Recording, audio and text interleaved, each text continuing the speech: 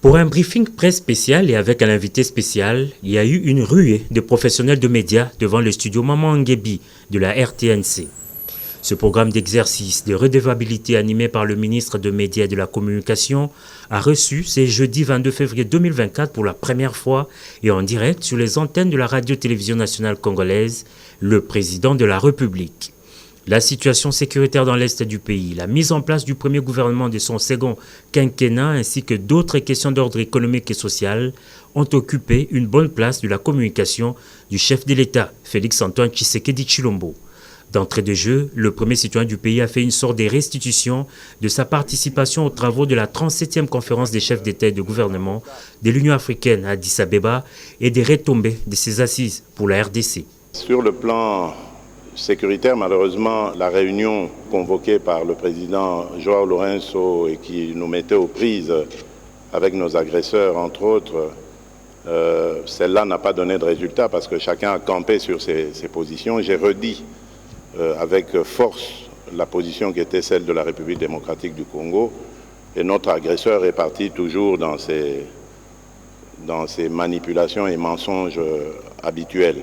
Au regard du contexte et dans la recherche d'une paix définitive et véritable pour son peuple, le commandant suprême dit mettre de côté les velléités belliqueuses.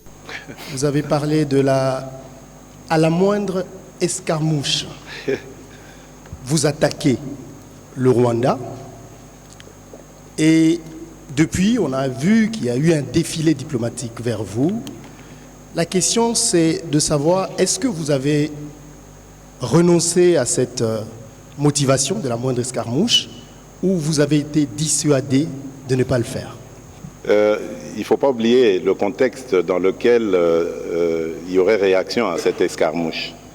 Donc il faut d'abord commencer par avoir les deux chambres. On fait la guerre selon la Constitution. On la déclare que lorsqu'on a réuni les deux chambres et reçu le mandat de ces deux chambres.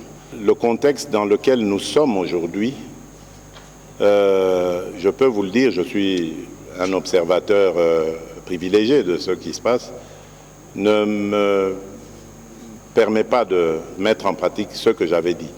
Pas parce que je ne peux pas ou ne veux pas, mais parce que tout simplement, il y a suffisamment